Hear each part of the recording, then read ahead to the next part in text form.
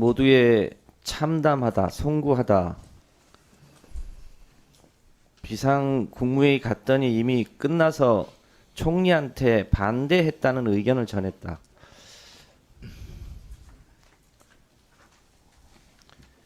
그 얘기를 12.3 불법 위헌 계엄 사태 이후에 처음 듣습니다.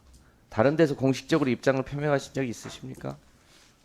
네, 뭐 제가 갖고 있는 여러 수사 협조 관계에서 말씀을 드렸고요. 제가 이런 이야기들을 언론이나 이런 데 대해서 말씀드리는 것은 적절치 않다고 생각했습니다. 너무 오래 걸리지 않았습니까? 언론에 대해서 매우 유감입니다. 언론이니까요. 네. 한 가지 좀 확인 좀 해보겠습니다. 비상계엄 국무회의 그 심의 의결을 할 때 부서 하셨습니까? 그런 건 없었습니다, 의원님. 비상계엄 해제 국무회의를 할 때는 혹시 부서 하셨습니까? 아니요, 그땐 심의 의결과 관련되어 있는 항상 하는 일반적인 절차에 따라서 이루어졌고요. 그러니까 부서 하셨습니까? 아니요, 부서라는 자체가 해제할 없습니다. 때는 혹시 사인하셨습니까? 사인 없이 의결을 하셨습니다, 총리께서. 네, 의결 절차를 거치신 겁니다. 네. 시작할 때는 지난번 현안 질의 때 총리가 그 회의 자체가 성립되지 않았다라고 했는데 하여튼 뭐 그렇고요. 지금 저희 의원들이 여러모로 질문을 하고 있는 이유가 있습니다. 이게 위헌, 불법 계엄이라고 하는 사실은 인정하시는 겁니까? 인정하십니까? 국무회의 말씀하시는 겁니까? 계엄. 12월 3일 날 윤석열 씨가 했던 네. 비상계엄이 위헌이고 불법이라고 하는 사실은 인정합니까? 의원님, 제가 다시 한번 말씀을 드리도록 하겠습니다. 아까 짧게 얘기하십시오. 근데 인정합니까? 안 합니까? 그렇게만 얘기하십시오. 의원님, 저희가 이 부분이 왜 이 법적인 얘기를 절차가 하냐면요. 있는 법치주의 나라에서 비상계엄은 우리 국민들과 국회가 목숨을 걸고 네. 해제했습니다. 비상계엄은 그 자체로 위헌이고 불법이긴 했지만 국회가 이것을 의결로 막았습니다. 해제됐습니다. 네. 그런데 그 과정에서 소위 국헌문란이 있었습니다. 내란죄에 해당되는 일입니다. 나중에 판결은 재판은 받아야 되겠지만 그런데 그 내란 혐의는 여전히 계속되고 있습니다.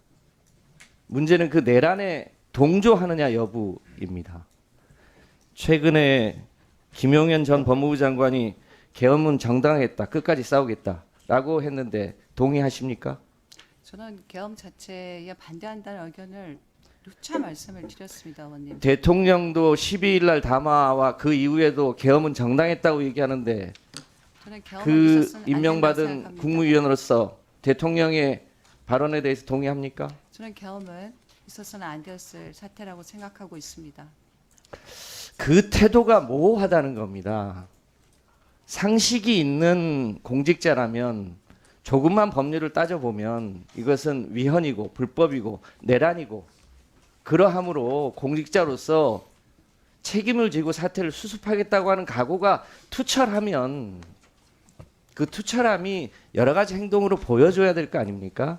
근데 그게 잘 안 보인다는 겁니다. 박재 의원님 질의했습니다만 12월 4일 날 1시에 비상간부회의 하셨는데 혹시 이 자리에서 갔더니 비상계엄 선포더라. 그와 관련해서 나는 찬성한다, 반대한다 입장 표명하신 적 있습니까? 비상 간부 회의에서도 저는 그런 말을 한 적은 없고요. 지금 이러한 비상의 사태에 있어서 총리한테는 정부로서- 반대한다고 하셨다며요. 아니요, 의원님, 제가 말씀드리는 것은 비상 간부 회의는 일어난 상황에 대해서 중기부 차원에서 어떤 그러니까 역할을 해야 되는지 그 자리에서 이 비상계엄이 옳고 그르다는 본인의 입장 표명을 안 하셨다 이거죠? 계엄에 반대한다는 의견을 자. 직원들이 다 알고 있습니다, 의원님. 네. 네. 아까 김한규 의원도 얘기했습니다만 그런 문제들 때문에 오늘 중기부가 제출한 보고서에 보면 첫 장에 소상공인들의 불안 심리 확대 및 소비 심리 위축, 매출액 감소 이렇게 표현되어 있습니다만 이게 왜 그렇게 됐는지에 대해서 어디에도 찾아볼 수가 없습니다.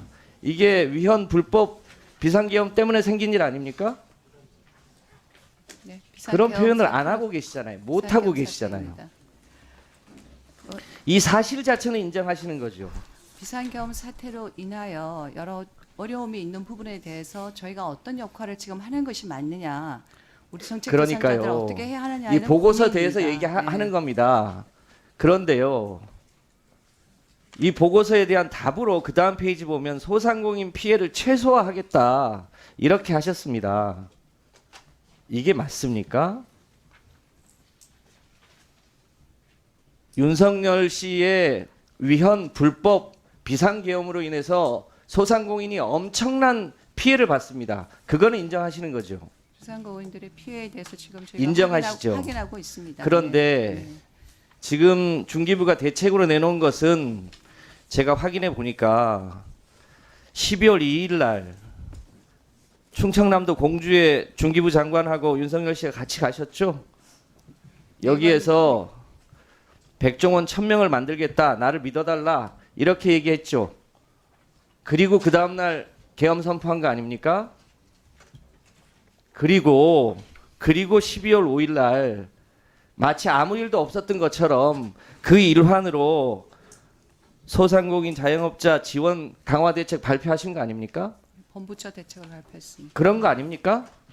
그러니까 그 비상 계엄으로 인해서 엄청나게 피해를 본 이 소상공인들이 있는데 그것에 대한 대책이 아니라 12월 2일 날 대통령 방문하고 그 일환으로 발표하려고 했던 거를 마치 아무 일도 없었던 것처럼 발표해 놓고 여기다 지금 대책이라고 올려놓으신 거 아닙니까? 의원님 말씀 맞지 않습니까? 소상공인 지금이라도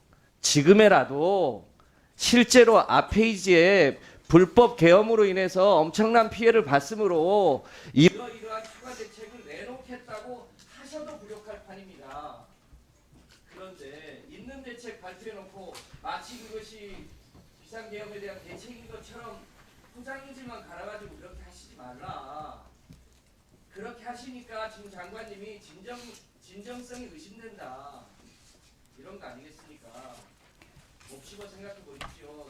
제가 보기에는 지금 장관님의 태도는 지금 대통령이나 법무부 장관이 얘기하는 것처럼 사실상 불법 계엄에 대해서 인정하지 않고 내란죄도 법률의 판단을 받아봐야 알 것 같다 하는 그런 취지가 담겨 있어 보입니다. 정확하게 좀 얘기해 보세요. 우리 김성환 위원장님. 의원님 수고하셨고요. 장관님 간략히 답변하십시오. 중기부에서는 그 누구보다도 네. 이 사태로 인해서 고통받고 계시는 소상공인과 그리고 자영업자, 중소기업들의 상황을 면밀히 파악하려고 노력하고 있습니다. 그리고 지금 나와 있는 모든 대책들은 사실 현장에서 저희가 발굴한 대책이기 때문에 그런 대책을 열심히 노력하는 가운데 현재 가지고 있는 여러 가지 어려움들에 대해서 사실 소비 진작이 굉장히 필요한 상황이라서 그런 부분에 추가적인 대책을 하려고 합니다. 일단 예산을 주셨기 때문에 빨리 1월 달까지 저희가 예산을 집행을 해서 현장에서 어려움 주신 분들이 조금이라도 더 도움을 받을 수 있도록 하는데 최선을 다하도록 하겠습니다. 네. 마무리하겠습니다. 그래서 여기 대책에는 일종의 오늘이 상품권을 2월달에 조기에 얼마만큼 집행을 하겠다든지 이 지역 화폐를 추가로 추경 예산에 편성을 하게 해서 지금 소상공인들의 어려움을 해결하기 위해서 적극적으로 노력을 하겠다든지 이런 대책이 추가로 들어가야지. 12월 3일 날 있었고 12월 5일 날 의뢰 발표하기로 되어 있는 발표를 해놓고 나서 이걸 대책이라고 해놓는 건 안 맞다 이렇게. 네. 예산의 조기 집행이 지금 가장 네. 중요하다고 생각하고 있습니다. 네. 의원님 당부사항 지적과 당부사항 저기 명심하셔가지고 이 소상공인들 자영업자 그 저기 어려운 상황을 타개하기 위한 적극적인 행정을 추구해 주시기 바랍니다. 다음은 존경하는 이은주 의원.